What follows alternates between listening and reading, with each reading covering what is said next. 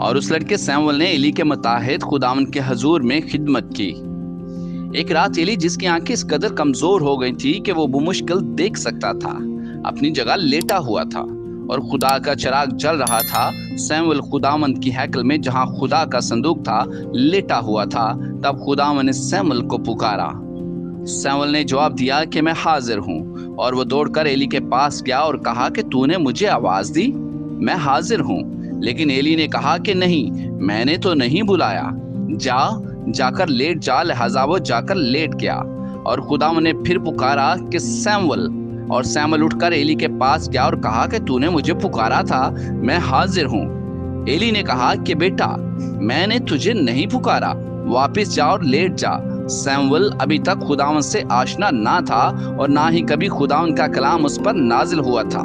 پھر خداوند نے تیسری بار سیمول کو پکارا، اور سیمول اٹھ کر ایلی کے پاس گیا اور کہا کہ تو نے مجھے پکارا، اس لیے میں حاضر ہوں۔ تب ایلی سمجھ گیا کہ اس لڑکے کو خداوند آواز دے رہا تھا۔ لہٰذا ایلی نے سیمول سے کہا، جا اور لیٹ جا، اگر تجھے پھر بلایا جائے تو کہنا، اے خداوند فرما، کیونکہ تیرا بندہ سن رہا ہے۔ بس سیمول جا کر اپنی جگہ لیٹ گیا۔ تب خداوند وہاں آ کھڑا ہوا اور پہلے کی طرح پکارا، سیمول، سیمول۔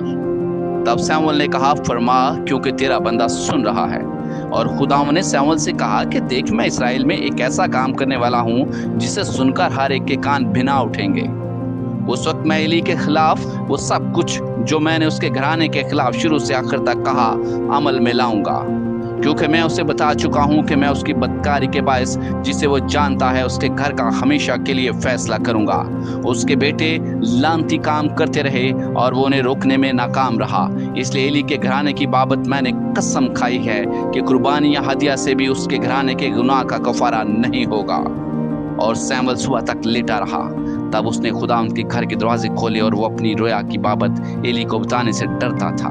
لیکن ایلی نے اسے بلایا کہ بیٹا سیمول۔ سیمول نے جواب دیا کہ میں حاضر ہوں۔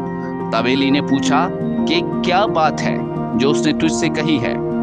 اسے مجھ سے بھی نہ چھپا، اور اگر تم مجھ سے کوئی بات جو اس نے بتائی ہے چھپائے گا تو خدا تجھ سے ویسا ہی بلکہ اس سے بھی زیادہ کرے گا۔ لہٰذا سیمول نے اسے سب کچھ بتا دیا اور اس سے کچھ بھی نہ چھپایا۔